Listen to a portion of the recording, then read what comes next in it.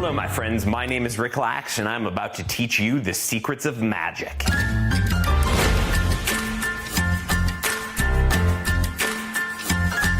Even if you've never done a magic trick in your life, you are going to be fooling your friends in minutes. What the? I'm going to teach you how to move a rubber band with your mind. And I'm going to teach you how to rip off the face of a dollar bill and spin it back on. Then I'm going to teach you how to take a salt shaker and smack it through a table.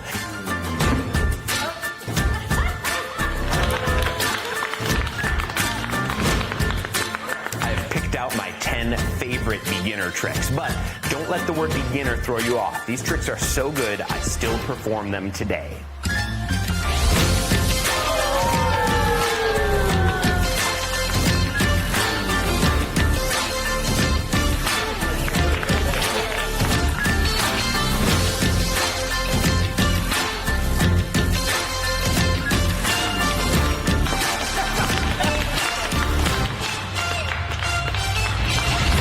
After you master these powerful secrets, you'll be performing these tricks and amazing your friends too.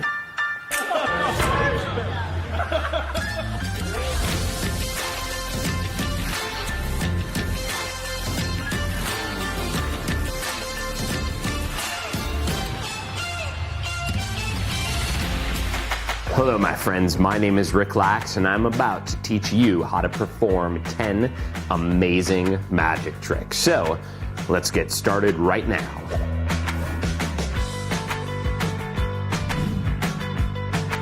You guys, I'm gonna push this quarter through the table, and to do it, I need something really hard.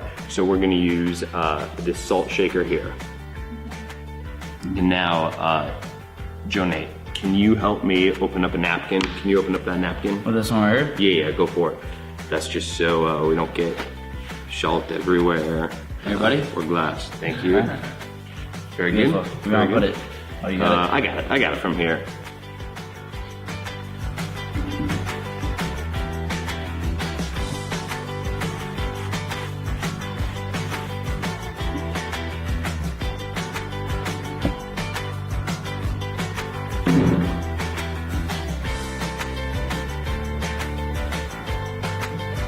No, so I didn't get it.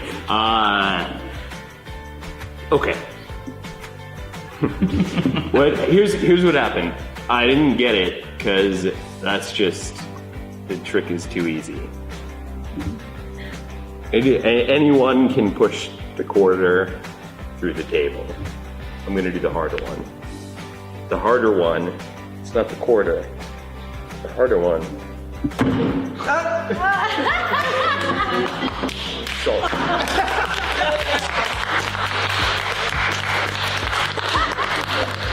Okay, as promised, I'm now going to teach you how I pushed that salt shaker through the table. Now, if you want to do the trick yourself, you are going to need a salt shaker, and you are going to need some napkins and a quarter. And right from the start of this trick, you are lying about what you are going to do. When you start out, you're not talking about the salt shaker, you're not talking about the napkins. You start out by saying, I am going to push this quarter through the table. And the reason you do that is you want people looking at the table and looking at the quarter. You want them not looking at the salt shaker or the napkins, because that's where you're going to have to do some sneaky stuff. And the more you can get them away from that, the better. So, you start out by saying you're going to push the quarter through the table, and then, almost as an afterthought, you say, but I need something hard to bang that quarter through the table, so we'll use this salt shaker here. Then you take the salt shaker. Then you make up another excuse. You say, I don't want to get salt everywhere, or I don't want glass to go everywhere, so we're going to cover up the salt shaker. And then you cover it up. Now you can do this with paper towel and with most types of napkins. I prefer these napkins. These are kind of porous napkins that are square shaped, but it will work with most types of napkins. So the napkins are on top of the salt shaker, and then you bring your hand down like this and you twist the salt shaker around like that, and you'll be left with the shell of a napkin on top of the salt shaker. So you can see the salt shaker down here. Now here's the secret to the trick. you can actually drop this salt shaker out and it retains the shape of the salt shaker. So if you didn't know this salt shaker fell out of here, it would still look like I had a salt shaker in here. But of course I don't. So the question is, how do you drop that salt shaker and where does it go? I'm gonna tell you right now, step by step. You put the salt shaker under the napkin, and then the salt shaker, it's right there, it goes on top of the quarter, and you really pretend like you're trying to hit it through the table. Like that. And then you slow down for a second, and then you pull the salt shaker back towards you, and everyone's looking at the quarter. At that point, two things happen at once. First of all, you push the quarter forward, and as you do that, you slide the salt shaker back and you drop it on your lap once it reaches the edge of the table. So you pull it back like this, and now I just drop it. And if you can't see it, that's because I'm right at the edge of the table. Now, what I'm actually doing, I'm pulling it back and dropping it like this, but you're unable to see it because I keep my hand flush with the table like this. Here it is, and now it's gone. Also, further misdirection here, you're sliding the quarter forward at the same moment because you want everyone looking at the quarter, not at the shell of the salt shaker. And hopefully everyone's attention will be on that quarter. Then you bring the salt shaker back towards the middle of the table and you say, you know what the trouble was? This trick is too easy. Anyone can push the quarter through the table. I'm gonna try to do the harder thing. You don't say what the harder thing is, you just say the harder thing or something more difficult. Then you put the shell, just a shell now, salt shaker's gone, you put it on top of the quarter, and then you bang it through. You take the napkin off to show that the salt shaker is gone. You say that you put the salt shaker through the table, then you reach down, you pick the salt shaker up from your lap, and then you reach even farther under the table as if you're really pulling the salt shaker through it. You've got the salt shaker, you bring it back out, and you slam it on the table. In just a minute, I'm gonna teach you how to do two amazing magic tricks using rubber bands. But before I do, I just wanna go over two quick things with you. The first thing is misdirection, this thing we talked about just a second ago. This is a key piece of magic. It's the idea of bringing someone's attention to one place because you don't want it in another place. So here, you bring the coin forward, not because you want people looking at the coin, but because you don't want them seeing that salt shaker drop on your lap. You're going to be able to use this technique, misdirection, in every trick that we go over today, so remember it. Now here's the next thing I want you to know. I do this trick all the time at restaurants, wherever I go. And sometimes I do it and I don't have a quarter on me, which is just fine. Most often I might do this trick with a sugar packet, and then I'll say I'm actually gonna push the sugar packet through the table with the salt shaker, or maybe I'll use a pepper shaker. And if I don't have those napkins around, maybe it's a different style of napkin, or maybe it's paper towel. And if I use the paper towel as a shell, you can see, and I try to push that sugar packet through, and then no, it didn't work, and then I try again, it goes through. The trick is just the same, even though I've changed the quarter for a packet of Splenda, and I've changed the napkins for paper towels. The point is, even if you don't have the exact props that I have here, you can still make the magic work. Okay, all that said, let's watch some magic with rubber bands.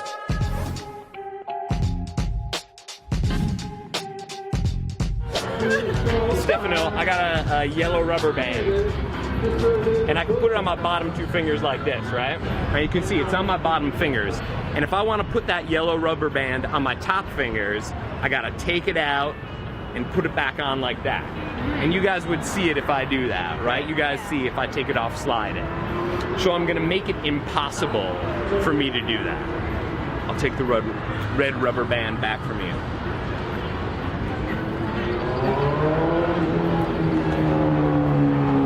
So now, it's pretty much impossible, no matter which way I stretch from either side, it's impossible to get that yellow band on top, right? Watch, ready?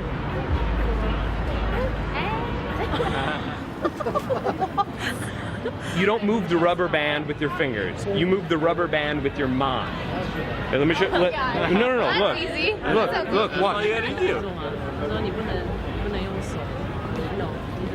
It's too big. That's scary. Are you moving anything else? No movement. No. Block the wind.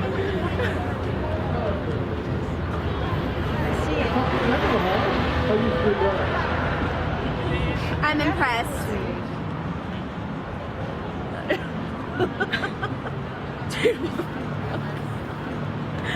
You guys can have those. Souvenir.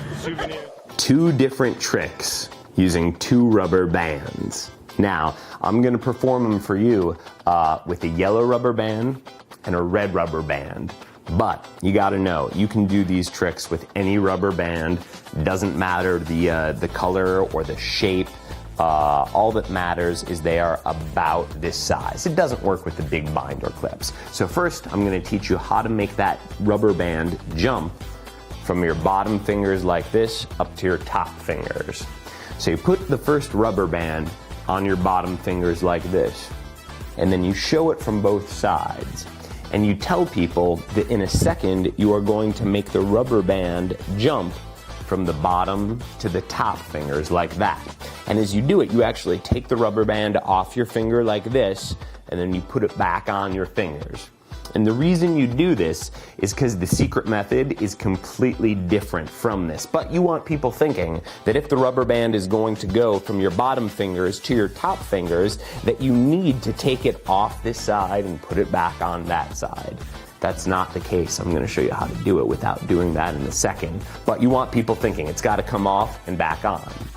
So then, after you show them that, you take the next rubber band and you stretch it individually around each of your fingers. You can see I put it on my bottom finger, then I twisted it, put it on my ring finger, twisted, ring, and then the middle, and then the first finger. So there's the pinky, and then I twist it, then the ring finger, I twist it, middle finger, twist it, there.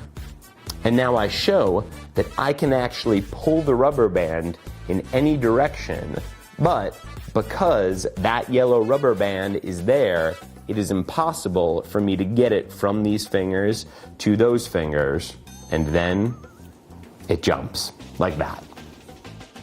First, I'll show you with just the one rubber band.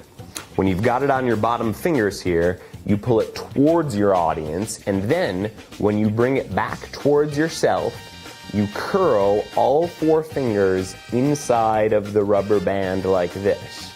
So when you let the rubber band go, you can see the line going on all four of your fingers. And then, when you open them up, I'll do it slowly, it automatically jumps to your top two fingers. I'll show you that again. It's on your bottom two fingers, you pull it back, you put all four of your fingers in the middle of the rubber band like this, let it go, and when you open up your fingers, the rubber band jumps to your top two fingers. Now, the amazing thing is, you can add that second rubber band and the trick still works, because what's actually happening is the rubber band does not go off and back on like that. All that's happening is the rubber band is staying between your fingers as a pivot point and moving around the pivot point like that. In that case, it doesn't matter if the other rubber band is interlaced between your fingers. So, let me show you how that looks. Goes on one finger, and then the second, the third finger, and then the fourth. And now I pull it towards my audience, and then back towards me. And again, all four fingers close, they go in the middle, and then I see the one rubber band is there, and when I open up my hand, it has jumped to my top fingers. And now the trick's not done. I could just rip the rubber bands off, but I don't. Instead, very meticulously, I take the rubber band off one finger at a time. I put it aside, and then I pull the rubber band off. In other words, I want people to think it is a big deal to take this rubber band off. Of course I could just rip it off, but I think the magic is so much more amazing that it happens instantly if people believe that it takes a while for you to take that rubber band off your fingers. So that's how it's done. You already know about misdirection, and here's the great thing. You can use misdirection in this trick too. Now in the last trick, we used misdirection when we were secretly dumping that salt shaker on our lap and we pushed the quarter forward. Here, you use misdirection at a different time and for a different reason. You've got the rubber band on your fingers, and then you've got the second rubber band laced up. Now, the sneaky move that you have to do, as you guys know, is you pull this rubber band back towards you like this. You put all your fingers in. So from the front, it looks like this.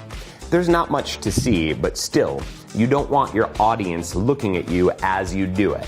So, in this case, you want to misdirect people from your hands up to your face. And here's the best way to do it. First, you look down at your hands as you're repositioning the red rubber band and showing that there's no way it can jump no matter how you move. And then, as you do the secret move, you look up to your audience like this and you ask them a question, like, is there any way the rubber band could jump if I don't move the yellow rubber band? So, let me put that all together. I say, there's no way this red rubber band can move because it's locked onto my bottom fingers. And let me ask you, is there any way the rubber band could jump if I don't take the yellow rubber band off? So that's the formula. You look down at your hand, and then you look up and you ask a meaningful question. I learned that formula from Michael Amar, and that will give you all the misdirection you need so people aren't looking when you do the secret move, and that lets you do the magic move, which looks like this. The second lesson to learn here is conditioning.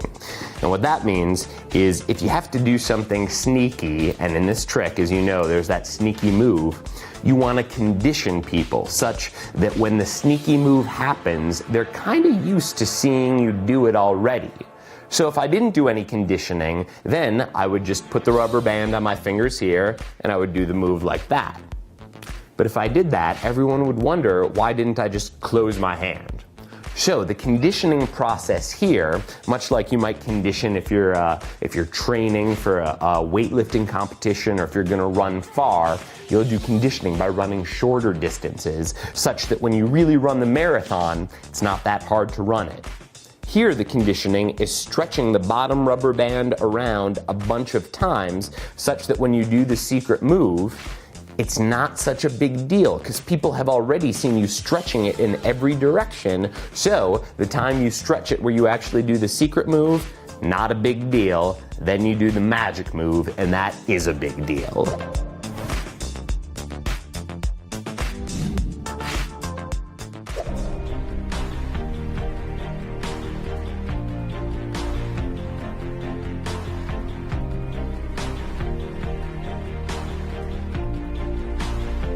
That's a pretty good trick, right? And I'm going to teach you how to do it right now. It starts out using the same misdirection as last time. In other words, you have to get the rubber bands in a kind of a sneaky setup. And to do that, you want people looking at your face, not your hands. So, let's say you did the jumping rubber band trick for them, the one that you just learned. Then, after you did it, you might ask them, isn't that a cool trick? Isn't magic great? Whatever. And as you're talking with them, you're engaging them with your face. You are doing the secret setup for this trick.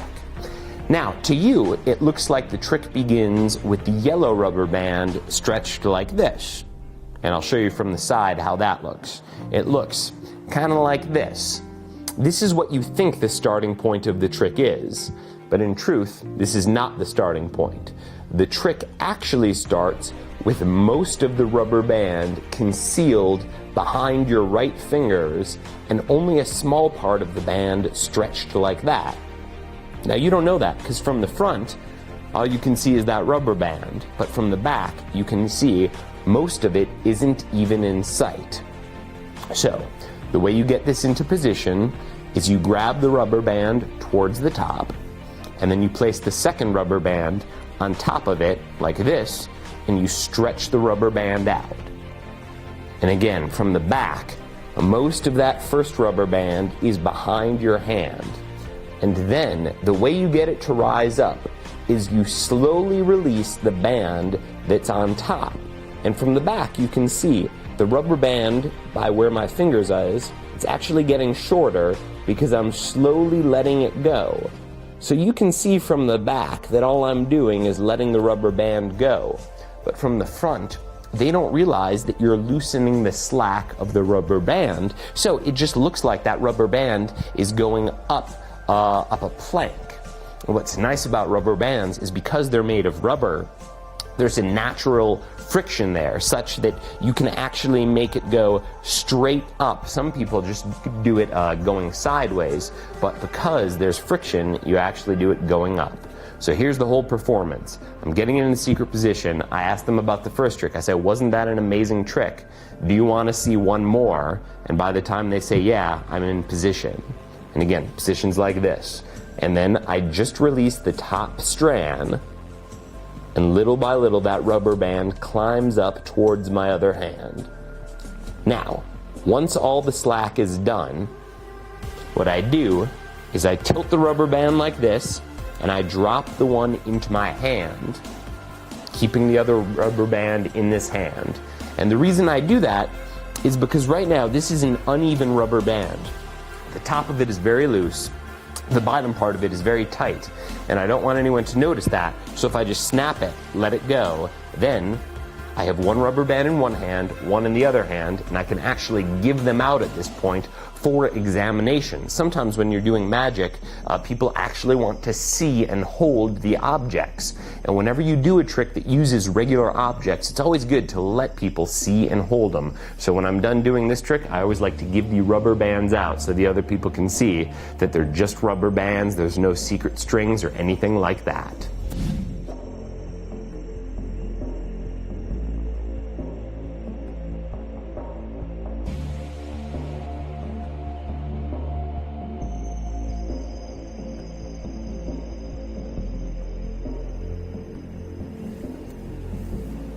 Did you see how slow I went there? I let that rubber band rise for 5 or 10, 12, I don't know how many seconds, but the point is, I let it go on for a while. I didn't have to. You can make the rubber band jump up really fast, like this, over the course of just 3 seconds. But here's why I say don't do that. It's such a magical moment, and your audience, they don't know that your hands are moving at all. You're actually releasing tension from the top band. They don't know that. But whenever you have a sustained moment of magic, try to draw it out for as long as you can.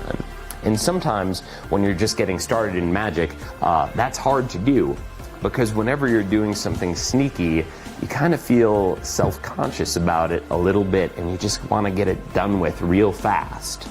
But the thing is, that works against you. If you're trying to get something done fast, if you're feeling guilty about something, your audience will pick up on that, and they will use that to scrutinize you.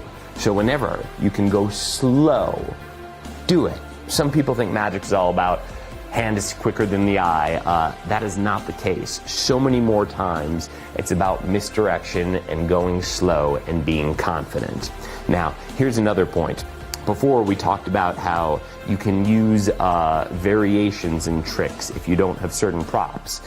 This trick is a great example. I do it with 2 rubber bands, but let's say you only have 1 rubber band and you still want to do the trick. You can still do it. You just have to ask someone to borrow their ring. And after you get the ring from them, you start to put it in position, and then you ask them, did we set anything up in advance, or any question. It doesn't matter what the question is. You're just misdirecting away from the setup, and then you can do the exact same trick with someone's ring. And it goes up the rubber band the exact same way, and then you snap the band back, you put the ring in your hand, give them back their ring. So once again, this is a trick that you can do some variation on. It doesn't have to be 2 rubber bands. It can be a rubber band and a ring, or a rubber band and a wristband, or something else. You can do what you want with this trick. In just a minute, I'm gonna teach you your first card trick. But before I do, I'm gonna ask that before you perform any of the tricks that I'm teaching you today, I'm gonna ask that you practice them a couple of times. Go in front of a mirror and actually perform the trick to yourself in the mirror as if you're performing it for people. And that means don't just go through the physical moves, but actually do the words that go with the tricks. Practice it a couple of times, because if you don't, people are gonna figure out what you're doing. So I know it requires a little bit of extra work on your part, but I promise you it's gonna be worth it. Okay, let's watch a card trick.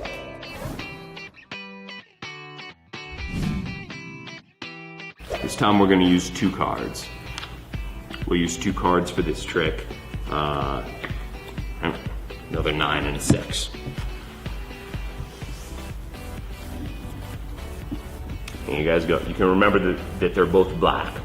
Remember that. Put one of them here and put one of them there.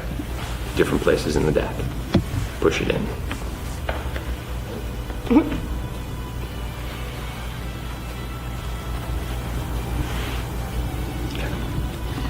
I'm gonna do this trick without looking. It's gonna happen behind my back. I'm gonna take the cards, I'm gonna throw them over my shoulder, and then they're gonna hit the wall on the floor. Whoa. It's a bold prediction right there. They're really gonna sail over there. I'm watching the whole day. Ready?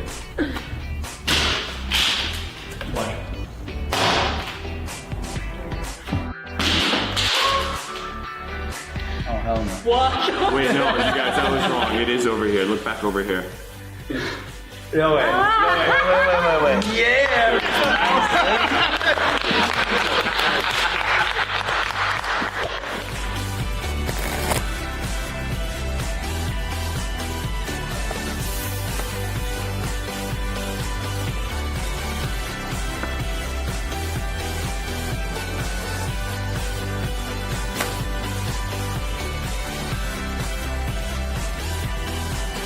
So, how did I do that?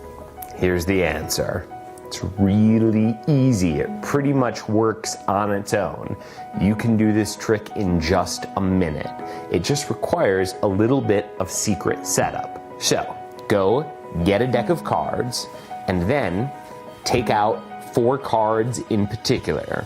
You're gonna take out both of the black 9s and both of the black 6s. There's gonna be 2 spades and 2 clubs. Now, you're gonna put one of the 9-6 combos on the top and the bottom of the deck.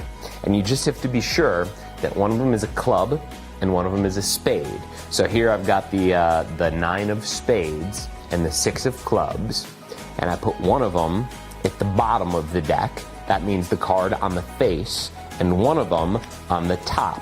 That's the 9 of spades. It goes right there. And then, on top of the top card, I put the other 9-6 card combo, just like that. And then, I can put the cards in the card box if I have one. When I start the trick out, you can see I shuffle the cards, and it's a real shuffle, but it's not a complete shuffle. Let me show you what I mean. I separate the cards here, so the bottom part is here, and the top part is here. And now I know one card that I want to retain is on the bottom of the bottom part, and then the other 3 cards I want to retain are on the top of the top part.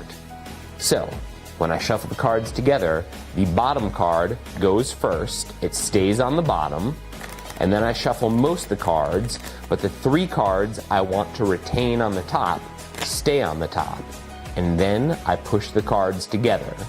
Sometimes I even push the top cards over like this, and then spread the cards forward and back so it looks like a big mess. And then I push them together, but the result is the same. The card on the bottom has stayed on the bottom, that's the black 6, and then the other cards, the 2 9s and the 6, have stayed on the top.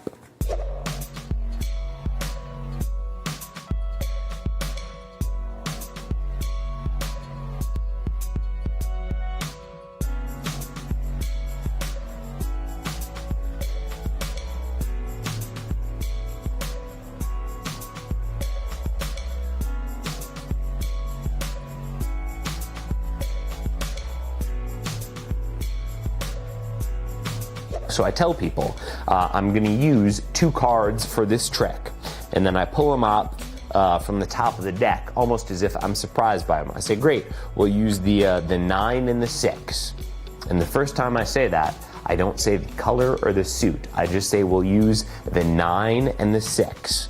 And then I spread the cards out and I give them to 2 people, and at the last second I say, oh, and remember that they're both black. Then I turn them face down. The reason I say that phrase at that exact time is I don't want people to remember which one is the club and which one is the spade. So I say, remember, they're both black. I turn them face down.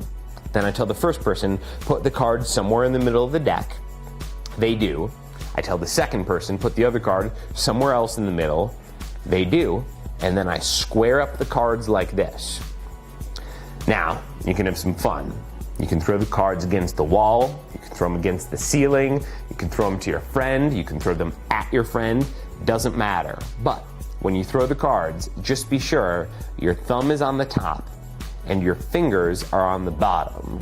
And then, if you move your hand fast, all of the cards will sail out from your hand except for the top card and the bottom card. And that's because the friction created by your thumb and your fingers will actually stick to the cards, whereas there is much less friction between the cards, so most of the cards are gonna go sailing.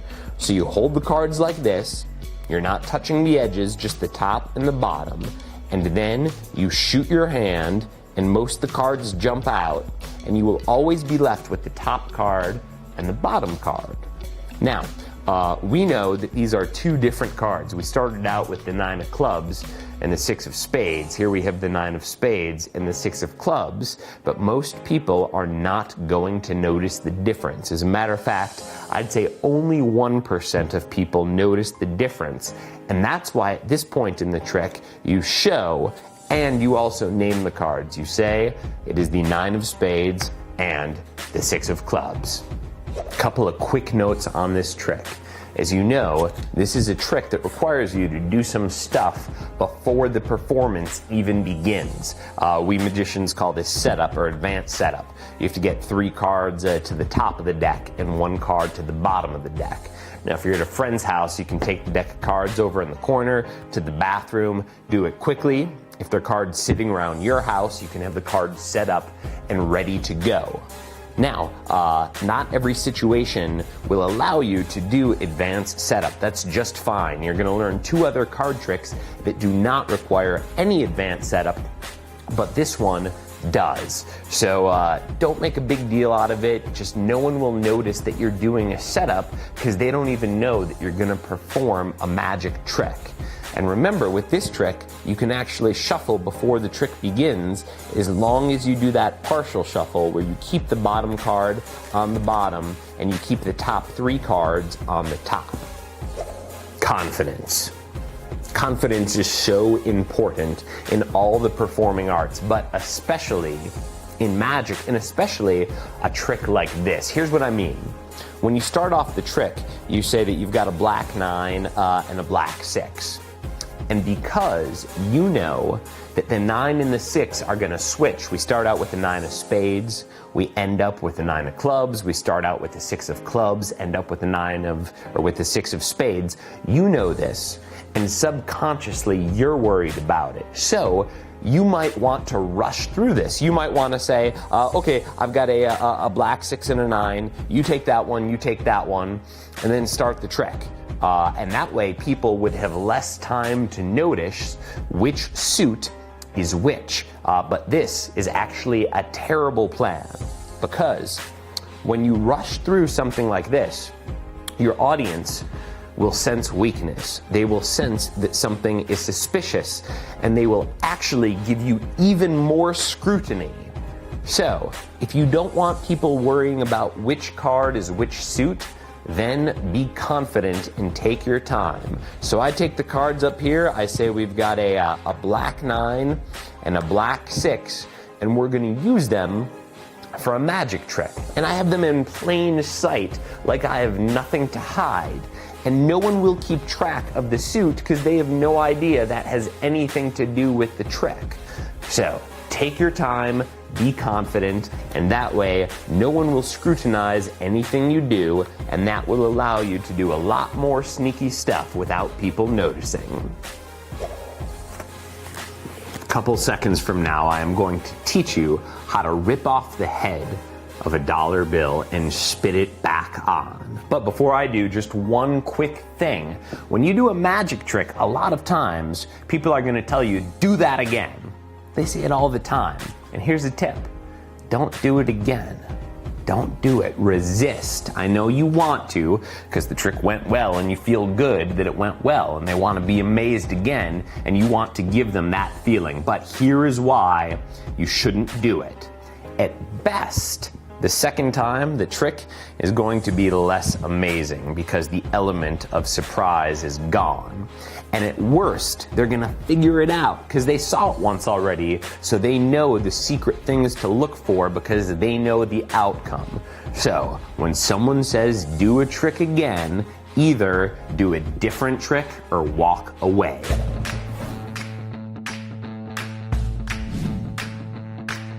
Here's a question. Does someone have a dollar that I can have?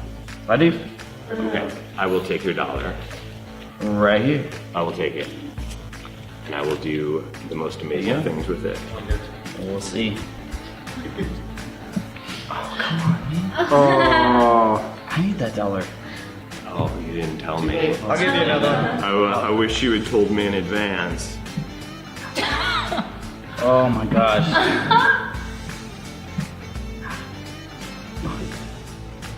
Oh, he swallowed it. Damn, now I'm never gonna get that. He owes you $1. Yeah. Plus interest.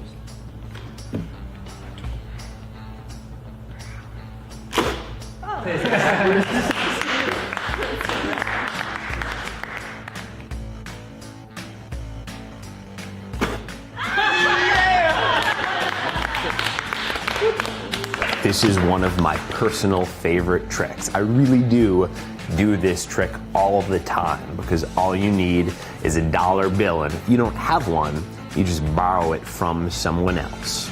Here's how you do it. You get the dollar, and then you fold the dollar in half.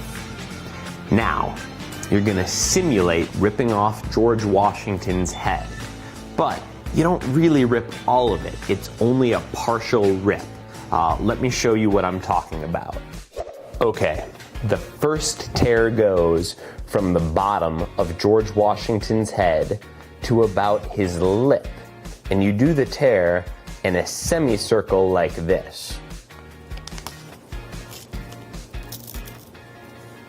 Then you rotate the bill around and you tear from the top of his head to about where his eyes are, like this.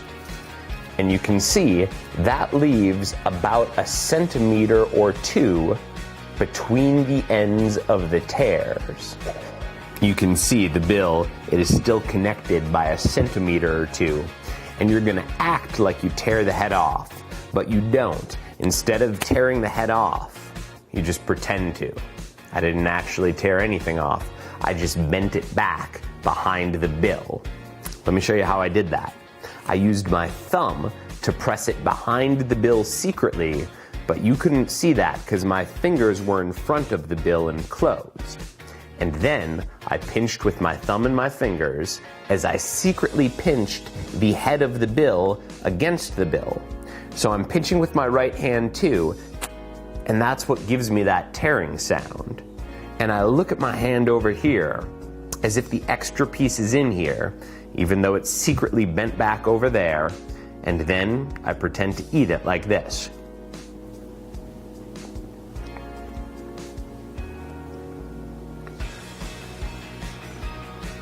And when I perform it, I actually draw that out for a couple of minutes. I don't just pop it in my mouth and then act like I'm done. I really act like I'm eating this piece of bill. Because if you're really doing it, it would be disgusting and it would take a while to chew. This is all acting now, of course, it's just back there, but you really want to sell the idea that you are eating that dollar bill. After you've pretended to eat the bill, you're gonna fold up the bottom corner of the bill and grab this with your right hand and reposition your left hand such that it's concealing both the piece and the back quarter. Now you can show it from both sides, and you can show it one last time by peeking back the corner. And then, to restore the bill, all you have to do is pull the two sides out really fast, like this. And the bill automatically restores itself. Now the truth is, it's not fully restored. Those rips, they don't go away. You can see they're still there. But you can make it look like it's fully restored by pulling the bill tight. And then you can show both sides of it, and you can fold it up, and no one will notice that it's still ripped. So let me go through this whole sequence with you again. You pretend to rip that piece off, and you pretend to eat it. Really take a minute here. Then you fold up 1/4 of the bill, reposition your left hand, and then you show one last time that that piece is missing, and then you pull the pieces out to the side. Now you show the back of the bill, and you show the front of the bill, and now you're gonna fold it up. You fold it in half like this, and in half like this, and now you take the bill, and there's a couple of options as to what you can do with it. Here's the first thing. You can tell your friend, so that was a pretty good trick. I'd say that trick was worth $1, so I'm gonna keep that. And then you say, no, I'm just kidding. And then you give the $1 back to your friend. But here's the thing. This $1, this is not the same $1. The $1 that I ripped up is actually still in my pocket. And before this trick began, I had another $1, and I folded it up the same way, and I put it in my pocket. So I switched it out. I make this joke like, that was a good trick, it's worth $1. And then I take the ripped up $1, I say, no, just kidding, and then I give the $1 back to them. Here's another option. Let's say you don't have another $1 on you, and all you have is this ripped up $1. Then you can say, do you want to try to do the trick? And then you go again, and then you pretend to tear, and then this time, you really tear it all the way off, and then you say, here's the head, and then here's the middle of the $1, and now you try to do it. And of course your friend will be unable to do it because now you have actually ripped up the $1, but that is another way to end completely clean. Here's the third thing I do. I most often perform this trick at bars or places where I might tip someone $1. So if I'm performing for a friend, I'll do the trick for them, and then the $1, I will just give it to the bartender. I'll set it on the bar, and then he doesn't know that I'm doing a magic trick or what's happening, and my friend will assume that because I'm giving the $1 away, it must be ungimmicked. So no matter what situation you are in, there is a different thing you can do to clean up the dirty evidence at the end of this trick.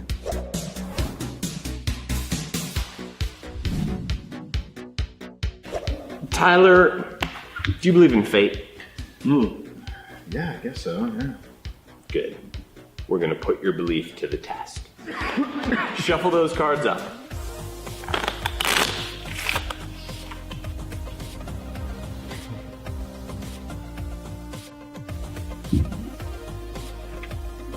Are they random? Yes. Or is it fate?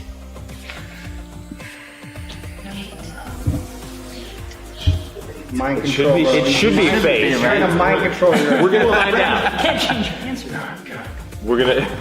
We're gonna find out. I'm gonna take one card out of the deck, okay? No one can see what it is. Did anyone see? No. Yes. Did you? Don't lie. I'm gonna try some more. Put your hand on the box. Keep your hand on it. Take the cards. I'll take this. Pick up the cards. Deal them into a pile right there, one at a time. One at a time? Yep, just into a pile. And stop whenever you want.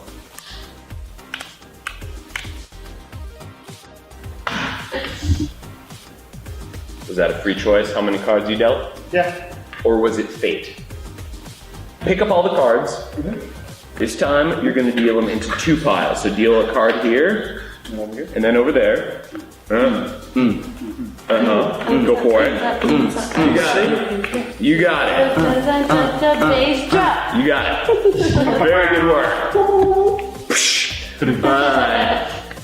Let's see what we got. We got a diamond and a queen.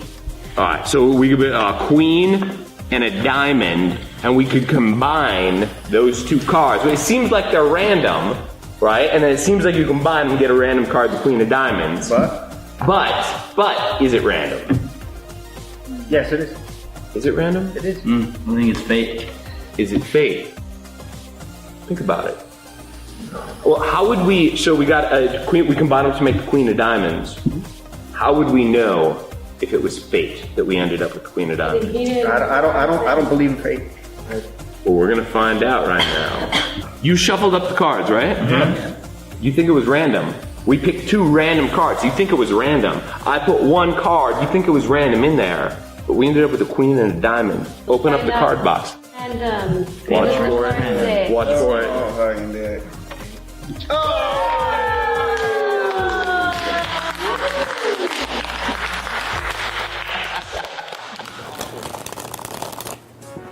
Here's how you do this one.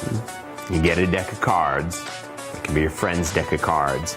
And you ask your friend, do you believe in fate? And then you wait for your friend to answer.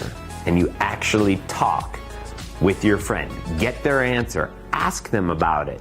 So many magicians, they're so eager to just run through and just get through with the trick. But it's so much better if you can take a minute to actually connect with someone. Find out what they think about fate. And then ask them to shuffle the cards. Now, your friends can shuffle the cards as much as they want, and then you ask them, is the order random? They'll say yes, but then remind them, could it be fate? Wait for their answer, then go forward. Then, you look through the cards, and it looks like you're going for any card in the deck. In this case, I took out the Ace of Hearts. But here's the thing, this was not a random card. I took the Ace of Hearts out for a particular reason, and I'm going to show you what that reason is. When I looked through the cards, I saw that the top 2 cards, the cards farthest away from me, the first one was the Ace, and the second one was a heart. And that means I had to take out the Ace of Hearts. Here's another example. Let's say you shuffle up the cards, and then the top card is a 10, and the second card is a diamond. Now, you look through the cards until you find the 10 of diamonds, and that's the card that you pull out and use as the prediction card. Here's the thing. Every now and then, after the cards are randomly shuffled, the top 2 cards will be the same suit. So let's say I'm looking through the cards and I see the top card is a 3, and the next card is a 6, but they're both hearts. Well, that's not going to work for me, but it's not a big deal. All I have to do is cut the cards anywhere where there are cards of 2 different suits. So I would just cut the cards there, and now the top card is a 9, the next card is the Ace of Clubs, so now the 9 of Clubs, that's a different thing, and I would go through the cards until I find the 9 of Clubs, and I would take this card out as my secret prediction. Now, when I performed the trick, I had a card box, and I put the secret prediction card, which no one could see, inside of the card box. And for this trick, we'll use the 9 of Clubs. But if you don't have a card box on you, that's okay. You can give the card to someone and have them put it in their pocket or wherever else. Just make sure the prediction card, no one sees it, and it goes away. So as a reminder, I'll just set it here. So the prediction card is the 9 of Clubs, the top card is a 9, and the next card is a club. And you give the cards back to your friend, and you say, deal the cards one at a time into a pile right there. And you have to be very careful to say almost exactly that. Deal the cards one at a time into a pile there. Because if you don't, then they'll just start dealing cards like this, or they'll deal 9 cards at a time, and all of this will completely mess up your trick. So just trust me. The magic words are deal the cards one at a time into a pile, and you point to one spot. Now the reason this is important is because the first 2 cards that they're going to deal are the 9 and the club. First one's the 9, and then the club. And then you can have them deal as many cards as they want. It doesn't matter, because as long as they're going into one pile, the bottom cards of that pile will be the 9 and the club. And now again, you ask them, you pause, you say, did you deal however many cards you wanted? They'll say yes, and you say, or was it fate? And if they have an answer, wait for them to answer. Then you ask them to pick the cards up, and then you say, now deal the cards into 2 piles alternating like this. And make sure you say it clearly and actually take your finger and show going back and forth. And then they'll know to deal the cards alternating. And what's great is the last 2 cards of the pile, the bottom 2 cards, are now on the top. That's the 9 and the club. Now you pretend like you don't know what cards these are, even though you do, and you turn them over. And whichever card you turn over first, if you turn over the 9 first, then you call out that it's a 9. If you turn over the ace of clubs first, you call out that it's a club. Like this. You say, great, so we've got a club and we've got a 9. And we can combine these cards to make an even more random card, the 9 of clubs. And you can hear I kind of struggled with it. I said the 9 of clubs, as if I was forming the card in my head the whole time. Of course, that's just acting. I knew this trick was going to end with the 9 of clubs. If I turn the cards over the other way, I would say, okay, let's say we've got a 9 and a club, and so we could combine them to make the 9 of clubs. And as I say this, I put one card on top of the other, and then I put one pile on top of the other. So now we have completely cleaned up all of the piles, and it's impossible for people to trace back how we've arrived at this 9 and this club. And then the last question I say is, so this card, this 9 of clubs, this was a randomly chosen card, or was it fate? And then you just say there's one way to test, there's one way to prove it. And if the card was in the card box, you would have your friend open up the card box, reveal the card, and it will be a perfect match. At the start of this trick, I told you that you should try to connect with your audience, really talk with them. And now I'm gonna tell you why. Here's why. If you make the trick just about the physicality, then people are gonna try to bust you. But if they actually like you, then worst case, the trick messes up, they're still gonna like you as a performer. And best case, if you're really engaging with them, they're not even gonna try to figure the trick out. Also, your style can determine how high their guard is. In other words, if you have a challenging attitude, if you say, I'm gonna show you the most impossible piece of magic and you're never gonna figure it out, well now, they're gonna try to figure it out. But if you're kind of having fun with them, if you're smiling and laughing, then that's gonna bring their guard down. They don't even want to figure it out, and that will make it much easier to fool them. Okay, let's learn another card trick now.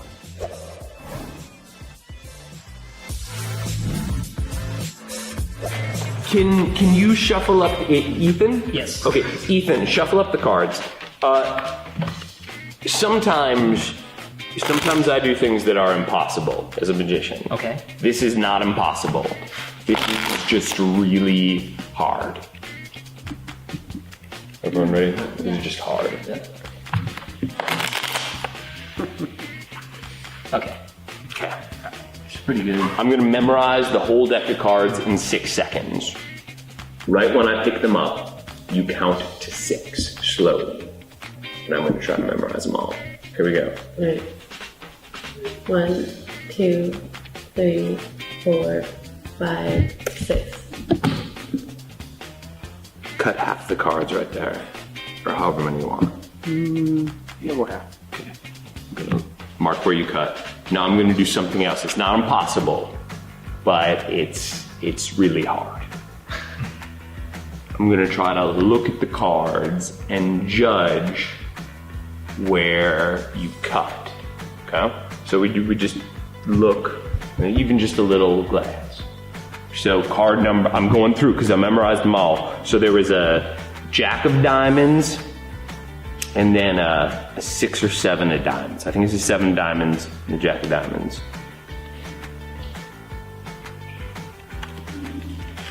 Positions 21 and 22.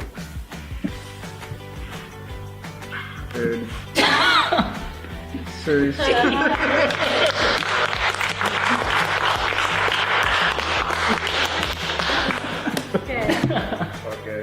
I'm gonna. Wait, what?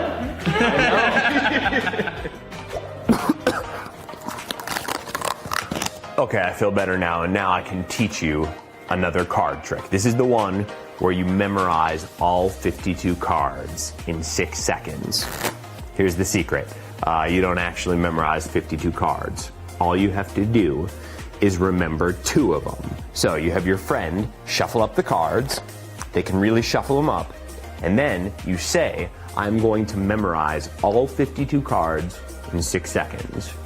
Then you look through the cards, and really the only cards you have to memorize are the top cards and the bottom cards. But still, you want to look through all the cards and pretend that you're memorizing all of them. So here, cards are in a random order, and I can see the top card is the 4 of hearts, and the bottom card is the 10 of clubs. So I would look through them like this. I'd remember 10 of clubs, 4 of hearts, and then I would set the cards down. Now, you say to your friend, go ahead and cut off about half the cards like this. And it's very important that you say that exactly like that, and you gesture like this. Because if you say cut the cards, they might cut the cards and complete the cut. Then you're in trouble. You don't want to do that. Also, if you say cut some of the cards, they might cut over just 2 or 3 cards. And if they do that, the trick does not work either. So, you've got the cards in position, 10 of clubs, 4 of hearts, and again, you say, go ahead, cut off about half the cards right there. And you show them also, mimic it. And as soon as they cut off about half the cards, you pick up the pile that they didn't touch, you turn it sideways and put it on top of the pile they did touch. And now you look up from the cards at your friend and you say, I'm going to do something else that's impossible. I'm going to try to judge how many cards you cut off without even touching the cards. And it's important that you look at your friends when you say that. Then you look down at the cards and you pretend like you're judging how many cards are there.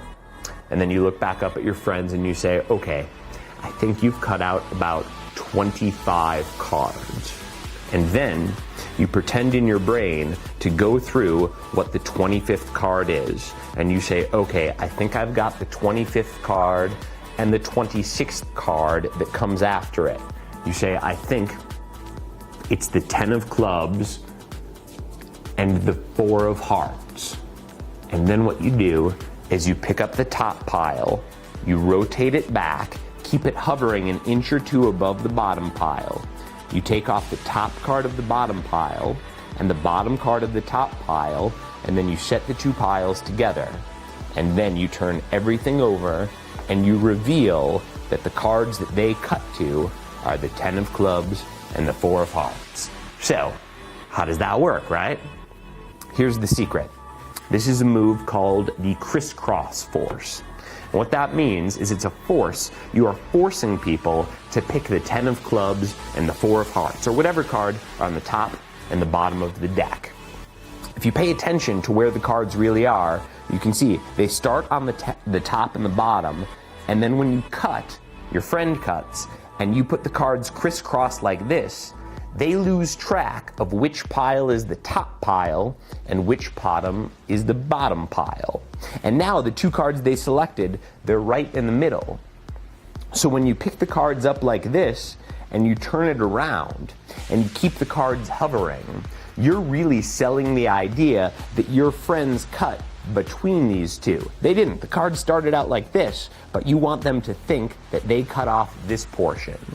So you take off this card, which is really the top card of the deck, and this card, which is really the bottom, and then you put that pile back on top.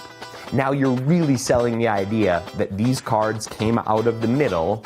You name what they are, you turn the cards over, and you show them, and your friends will believe that you have not only memorized all 52 cards, but that you can tell how many cards they cut off just by looking at them. My friend Ryan Stock was the one who gave me the idea to use the crisscross force as a technique to pretend to memorize all 52 cards, but there are a lot of different ways that you can use the crisscross force. Here's the most simple one. You take the cards out of the box, you give them a shuffle, and then you again ask your friends to cut off about half the cards. They cut off half. You say, okay, I'm gonna mark where you cut. Now, in a second, I'm gonna turn around. And after I turn around, only wait till I get completely turned around, then I want you to look at the card that you cut to, okay? So then you turn around and your friends will look at this card, and then you say, put it back in the deck. They put it back in, and then you turn around, you say, okay, I'm gonna guess what card it is. I'm gonna guess that you cut to the Jack of Hearts. And here's how I knew. I knew that you would cut to the Jack of Hearts even before you cut to the Jack of Hearts. I just knew all along that's the secret, and I can prove it. And then you go to the card box and you show the flap, and it says Jack of Hearts on it right there. So to do this trick, all you need is a pen, and you write the name of the card on the card box. And you start out the trick with the predicted card on the top of the deck. And now you can shuffle the cards, but when you shuffle, you have to be sure that the top card ends up on the top. Here's what that looks like with the card face up so you can see what's happening. It starts on the top and it ends on the top. And now, like before, you tell the people, cut off about half the cards. They do. You say, I'm gonna mark where you cut. And then you look at them and you talk at them. You say, okay, we're gonna wait till I get turned around. And after I turn around, wait till I can't see anything. Only then are you gonna look at the card that you cut to. The technique I'm using here, it is a form of misdirection, as we've learned before, but it's a little different. This is called time misdirection. The other misdirection we were doing was physical misdirection. We were doing something sneaky over here, so we wanted the spectators looking over there. With time misdirection, it's a little different. You have a secret move. Here, the secret move is that the cards don't line up the way they should. And then you have the magic moment, which in this case is revealing what card it is. And you want to separate the two. You want to separate the sneakiness from the reveal. And that's why you have to talk at people, so they don't remember which pile goes on top and which pile goes on bottom. Let's go through the sequence again. The card's on the top. You tell your friend, cut off about half the cards over there. They do. You cross the cards over, then you look at them and you say, okay, wait till I get turned around, wait till I cannot see the cards at all, and only then, wait till I'm totally turned around, only then will you look at the card you cut to. And then you rotate the card back and you stick out that card. Now they think that's the card they cut to, but really it was the top of the deck. So you turn around, they look at that card, and then you can reveal it any way you want.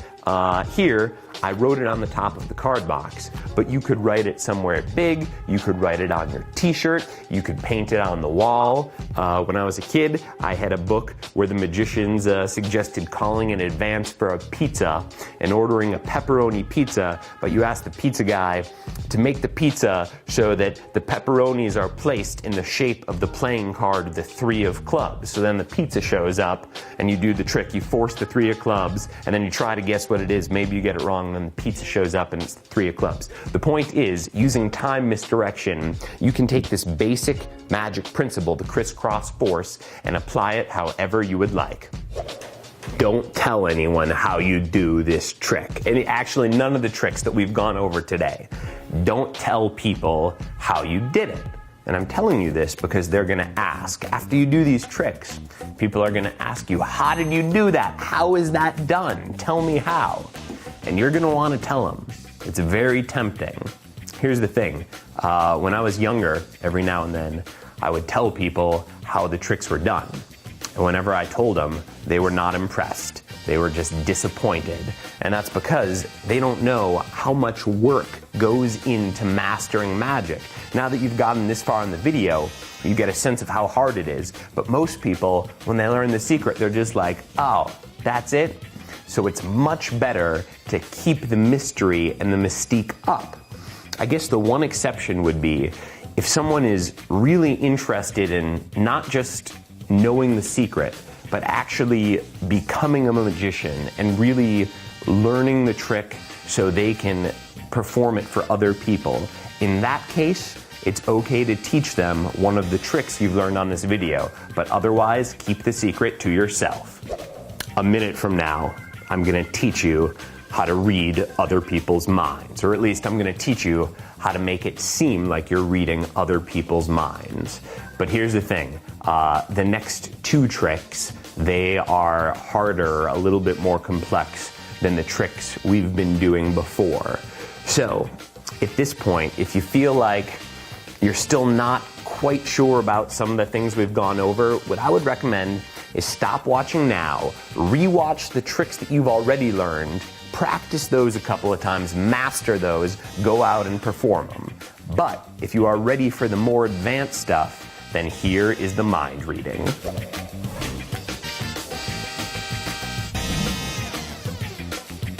Does someone have a phone, like an iPhone? And as he brings it up, look through the pages, make sure that, oh, there's some notes for me. What's up, bud? Make sure they're all different, yeah? Okay, keep going. Okay. Looks like a normal book. Right, doesn't it? There's the word the. I've seen that. Okay, Checks out. hold on to this. Okay. I'll take your phone. Put a 2-digit number in the phone. Alright. Push times. Put in a different 2-digit number. Push times. Put in a 1-digit number. And hit equals. What do we got? 12,223. 12,223. Okay. Look, I'm gonna close my eyes really tight. You better. I will. I'm gonna do it. When I do, I want you to go to page 122. Don't do it yet. I'm not. Wait till I close my eyes. Go to page 122, and then when you're on page 122, look at the, go 2 lines down, and then 3 words over. But no one else, make sure no one else can see the word. So I'm closing my eyes tight, I'm not gonna look. So go to page 122. So then the second line down, 3rd word over, don't let anyone else see it. Okay? You got the word? Yeah. All right, close the book up. Okay. I'm gonna look now. Imagine it between us and think about the word. Is it a thing or is it an action? Because I'm picturing you like imagining an object. It's a thing. It's a noun. Yeah, it's a thing, and you're just imagining that it's between us right now. Correct. And think of a color. It's not a color, but I'm picturing like a white. Are you picturing something white? It's fitting. Fitting, and is there something blue? Yes. So there's a white and a blue. Correct. Is there a lot of the things or just one thing? There's a lot of the one thing. There's a lot of the one things. Think of the first letter. Just think of the first letter. B? Yes. Is the blue water? Is that what it is? Mm-hmm. Boat? Yes. What the? I know this sounds crazy, but you really can do this trick with any book.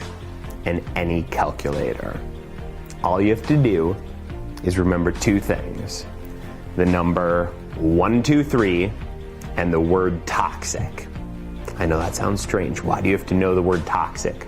We'll get back to that in a second. First, let's go over the 123. You borrow a book from someone, and then you ask them to look through some pages to make sure that they're all different. And you want a book that has at least, we'll say, 150 pages. And then when you get to a book, when you get to a page that's in the hundreds, you stop and you look at the number. In this case, it's 174. So you just remember 74. And then you look 2 lines down and 3 words across. And here, it's the word after. So I remember the number 74 and after. So now there's a couple things we're remembering. Before, you have to remember the number 123 and the word toxic. And here, you have to remember 74 and after. So, you close the book, you put it aside. I'll keep it open for now. Now, you ask your friend to borrow a calculator. And usually it's going to be on their phone. And then you say, I'm going to clear out your calculator. But you don't really clear it out. You do something pretty sneaky, which is a move called toxic. And the reason we wanted to remember the number 123 is because we are going to jam this other number, 74, into the middle of it. We're going to keep the 1 where it is, but then we're going to put the 74 next, and then the 23 at the end. So we'll always have a 5-digit number at the end. The first digit will be 1, the 4th digit will be 2, the 5th digit will be 3, 1, 2, 3, but then the 2 digits here, they're going to change. In this case, it's 74. So I punch into the calculator. Let me open it up again. I punch into the calculator 174.23. Then, remember I said the word toxic. You're going to spell that out on the calculator. The T is actually the plus sign. You can remember that. T kind of looks like the plus. O for toxic, that's the 0. X is the times. I is 1. And then C is the C button, which clears it out. But here's the thing. The calculator isn't actually cleared. It's secretly remembering the number 17423. And it's going to access that number when you push the equals button after an equation. So, your friend can put any 2-digit number into the calculator. I'll do 55. And then you do times another 2-digit number. Times, we'll say 62. And then times a 1-digit number. Times 7, we'll say. And then when you push equals, it comes up 17423. That's the number. The first digit's 1, 4th and 5th digit, that's the 2 and the 3, and the 74 is the number. So, because you know that number in advance, and because you looked through the book, and you know that on page 174, 2 lines down, 3 across is the word after, you are all set to do this mind-reading demonstration. So, the book is closed, but you tell your friend, open up the book and go to page 174. And they do that, and you make sure that you can't see what they're doing. You say, go to page 174, it'll take them a while to find it, and then you go over the number, you say, okay, it was 174.23. So, go 2 lines down, go to the second line, and look at the 3rd word across. And then they're gonna see that 2 lines down, 3 across, that's the word after, which you know in advance. And at this point, the trick is pretty much just acting. You know the word they're thinking of, not because you read their mind, but because you knew the word in advance. You could tell them right away, your word is after, but that wouldn't be very dramatic, and you wouldn't sell the idea that you're actually getting inside of their brain and thinking about their word. So, kind of like we did with the rubber bands, where we try to stretch that moment of magic out for as long as we can. you do the same when you're pretending to read someone's mind. You look at them and you say, okay, just think of the first letter. The first letter, just think about the letter, just only the one letter. The first letter, is it an A? And you can see it took me 15, 20 seconds. I could have just said first letter's an A. But then everyone knows that you just know the word. You want to convince everyone you're really reading their minds. Now, if they're thinking of an object, let's say their word was cheetah, then you can say, okay, imagine the word and imagine it. I'm getting some colors and movement. Is this something that moves? Is it yellow and brown and something that's running? Is it an animal? Are you thinking of cheetah? In other words, you get it in as many steps as you can. We've got the word after here, so here I might just do letter by letter because we can't picture the word after. So I'd just say, think of the first letter as A, think of the next letter. All right, it's not an A, it's an A. I'm getting an F. Is it an F? And then I would go for the word after. In other words, if the object is a noun, then you can pretend to actually imagine the noun, and if it's not, then you just go letter by letter. So that's the first point I want to make when you're pretending to read minds. Here's another point I want to make with this trick. You don't need the book. You don't need the book to do the toxic force, the calculator part of the trick. There are all sorts of different ways that you can force a number, different tricks you can do now that you know the toxic force. For instance, you can put your phone number into the phone. Let's say your phone number is 732-555-6968, right?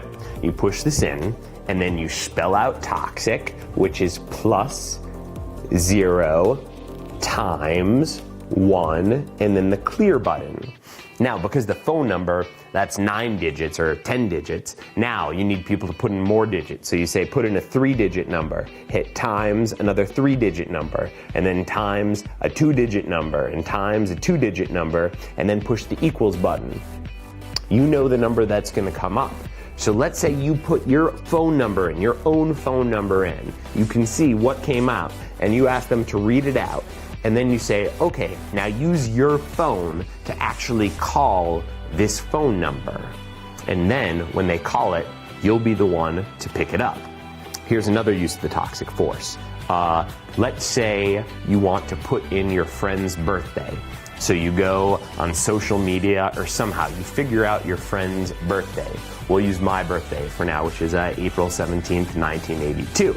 So you would put in 4171982. Now again, you do the toxic force, which is plus 0 times 1 clear. And again, you say put in a 2-digit number times 3-digit number, doesn't even matter, times a 3-digit number, doesn't matter what digits they put in or what number. You say hit equals, and then they won't recognize this as their birthday.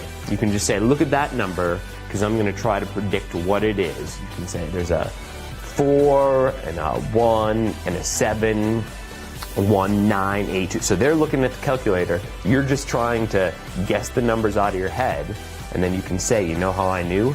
Because look at the number more carefully. That is your birthday. So those are just a couple of other things that you can do now that you know the toxic force.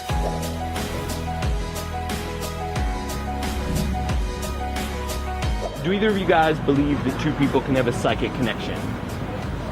Twins, I guess, maybe? You think twins can? Can people who aren't twins have a psychic connection, or you have to have some kind of biological basis? I couldn't tell you that answer because I've never experienced anything like that before, so... Do you want to try? Yeah, let's do it. We'll just try.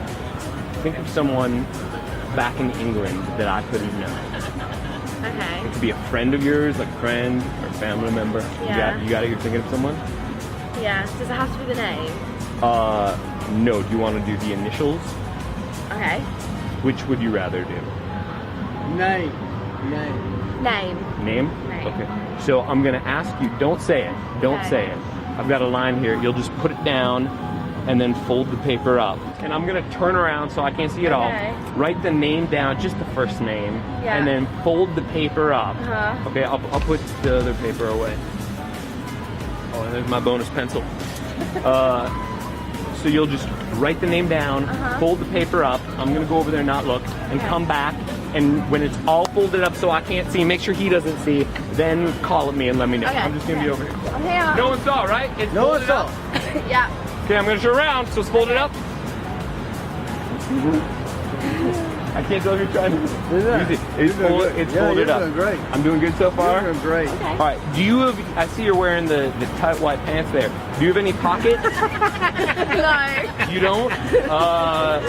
Where can you put these? My bra. Okay, take these, squeeze them tight in your hand, and then just like shove them in your bra like. That's how you remember. Okay, now I'm gonna try to send the name of someone to you. The name of someone to me? Yeah. Okay.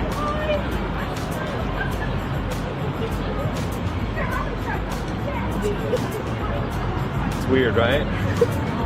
Have you felt something like that before? Oh, of course. No. I got another piece of paper for you. Don't let anyone see, but go write the name down. I'll turn around here. Don't let anyone. Let me know when you're done. I'm done. Oh, you're done already? Okay, sorry, here. And then again, so I'll take the pencil back, and then all the pieces in the drawer or wherever. Is this gonna go on Facebook? If you play your cards right. Okay. So first of all, the name that I sent you, I'm going to tell you right now, you're thinking if it's a friend or a family member, it's my friend. Did you know that when the name popped in? Male name? It was a male name. Tell everyone. Jack. Okay. And Jack, when I was in 4th grade, what did he do to me? Did he bully you? He did. He punched me. Now look, it's fine. They're not going to believe it. That's fine. But the name that you wrote down, no one saw, right? No. They're not going to believe me, but they're going to believe you. Okay. That name. Just think of the first letter. Send me the first letter. It's an R. It's an R. Don't say anything. It's not, don't say it. Is it Russ or Russell? It's not Russ, it's Russell. It's my dad's name. Russ is your father, right? Yeah. What the hell? I'm shaking. For this trick, all you need is 2 pieces of paper and a pen or a pencil. Now personally, I like to use note cards because note cards are thick, and if you use thinner paper, people might think that you can see through the paper. That's not how the trick's done, but just because some people think that, I like to use the thicker paper. Same reasoning. I like to use pencil because people know pencil doesn't go through paper, but in a pinch, you can do this trick with any pieces of paper, a piece of printer paper, notebook paper. You just rip it up into pieces about this size and you're good to go. So before you start the trick, you'll want to draw lines on the middle of both pieces of paper like this. And then take each piece of paper and fold it up into 4. That's because later on you're going to ask your spectator to fold it up into 4 pieces, and you don't want them to fold it up into 4 in any sort of weird way. So you have it pre-folded. So you tell the person, think of someone that I couldn't possibly know. Friend, family member, whoever. Just think of someone. And now just think of their initials and write their initials down on the piece of paper. And you tell them, but before you do it, I'm going to turn around and I want you to go somewhere where I could not possibly see what you're writing. So they write down the initials, and let's say they write down an X and a Y. XY. And you've already drawn the lines on the card, so you can tell them to write on the line. And then, while you're still turned around, you say fold the piece of paper in half and fold it in half again. And then you wait for them to say the piece of paper is folded up, and then you turn back. And at this point, you do something that magicians call a center tear. So here's what it looks like. The center tear, you've got a piece of paper, you fold it up, and then you ask them to hold their hand out, and you drop the paper in their hand. And here's the crazy thing. I didn't actually drop what they wrote into that pile of paper right there. I've got it secretly in my hand right here. Now it's called the center tear because when you tear the paper up, you are keeping intact the center of the paper, which in this case says XY. So this is a technique basically where you can have someone write something on the middle of a piece of paper and then you tear it up, but you secretly retain the torn up paper. I'll teach you how to do it right now. They've written their initials in the middle of the paper and folded it up. Now, you hold the piece of paper so that the middle fold is in the upper right. In other words, all of the corners of the paper, they're in the lower left. All the information is up here because this is the center of the paper. So here it's in the center, but when it's folded up, all the information is in this corner. So you rip the piece of paper in half, like this, and then you turn the pieces this way and put this one behind the other one and tear them in half this way. And then all of the information is in the one piece of paper closest to you. So when you hold it in your right hand, if you pull this piece of paper back with your thumb and push the other pieces of paper forward, you'll actually secretly have the one piece of paper that has all of the information on it, which in this case is an X and a Y. After you're done doing the center tear, you're gonna give the leftover pieces of paper to the spectator, and you're gonna keep that one piece of paper for yourself. And you do it in a particular way. Let me show you.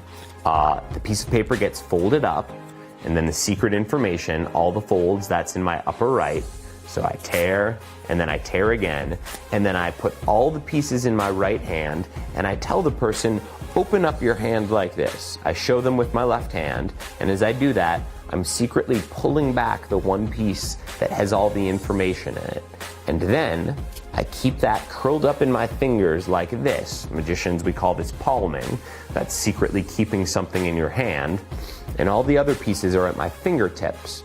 And I ask the person to open up their hand, and when they do, I put all the pieces in their hand while I'm secretly concealing the piece with the information on it in my fingers.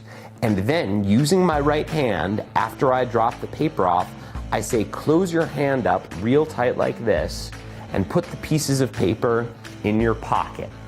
And then, as I'm showing them how to put the piece of paper in their pocket, I'm actually taking this piece of paper that has the writing on it, and I'm secretly putting it in my pocket. So now, I don't know what the piece of paper says, but I've got it in my pocket, and they have got the leftover paper in their pocket. At this point in the trick, I take out the other piece of paper, and I say, okay, I've got another blank piece of paper, and this time, I'm gonna try to send you the initials of someone that I know. And then I go through the ritual. I pretend like I'm actually sending them that initials. And then I ask them, did you feel that? Or did you feel something?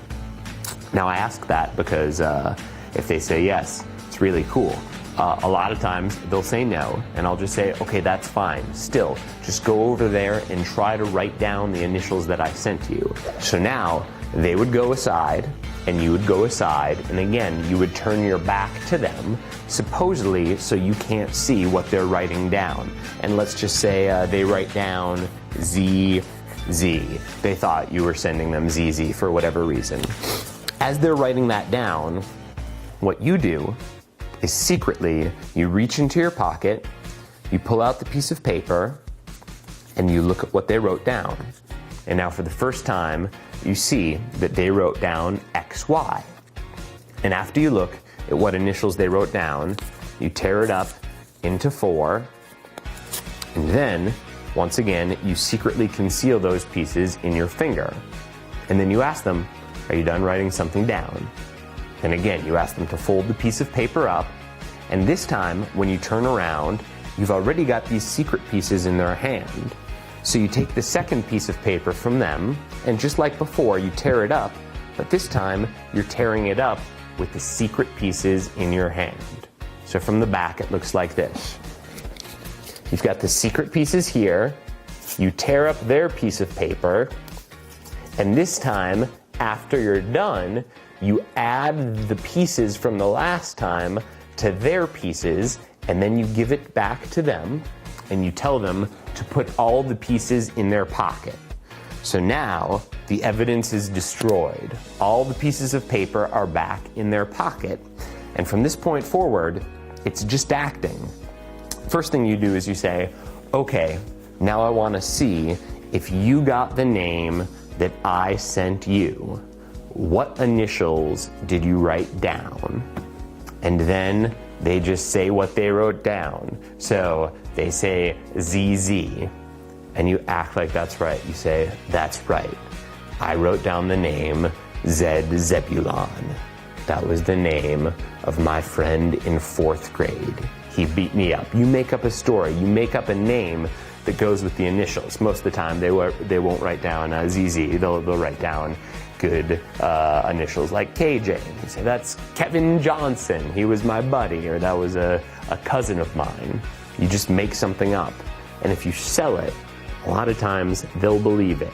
But if they don't, that's just fine. If you get the sense they're not believing it, you say, I understand. You don't believe me. I could be making up any name because I'm a magician.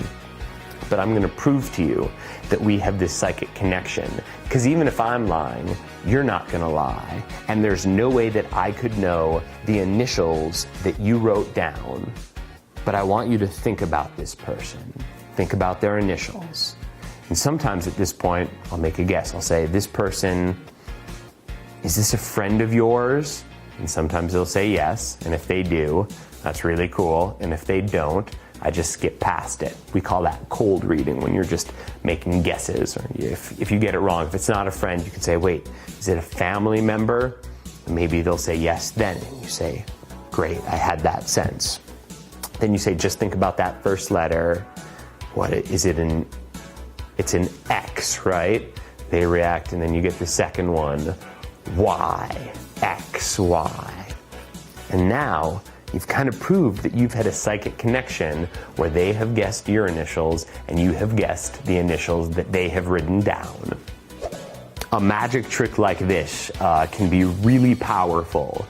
And because I'm teaching you this, I'm going to ask that you use this magic trick just to entertain people, not to take advantage of them. It sounds silly, but there are a lot of people out there who would do a trick like this to prove that they have special powers, and then they would exploit people. They would find people who have just experienced a loss, or people who are searching, and they would show them a trick like this as proof that they have special powers, and then they would take this person's money or their trust. And I just ask that because I'm teaching you, please don't use these tricks to take advantage of people or to exploit them. Please just use this magic to entertain people.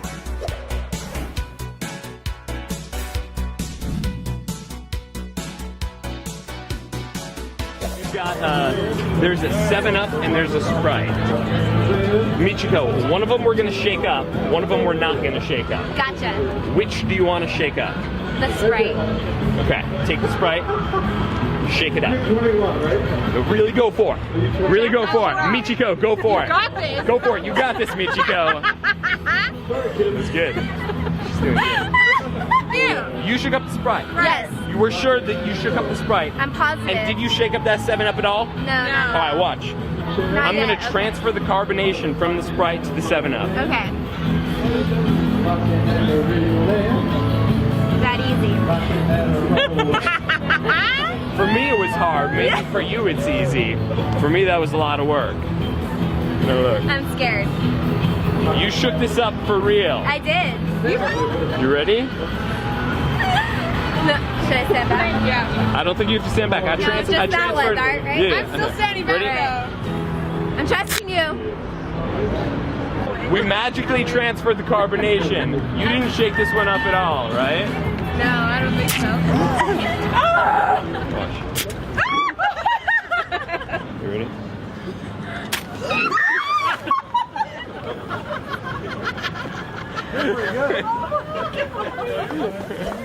This trick is called Fizzmaster. It was created by Paul Harris and Eric Mead, and I'm happy to teach it to you with their permission. To do this trick, all you need is 2 cans of soda. Now, me personally, I like to use clear soda, because as you saw when the trick's over, soda is gonna go everywhere. That means you did the trick right.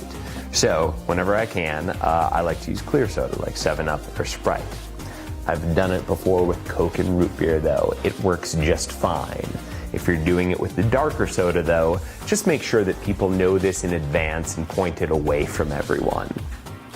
Your friend really can pick which can of soda they want to shake up. So in this case, let's say they pick the 7-Up. They shake it. They really do shake it as hard as they want. I would say it's better if they don't drop it on the ground. That makes it really hard. And then the other can, they don't shake. So now, you take the can back from them, and if you have a place where you can set the cans, you put them down there, or your friend can hold the 2 cans. And then, you have to just pretend like you're transferring the carbonation from one can to the other.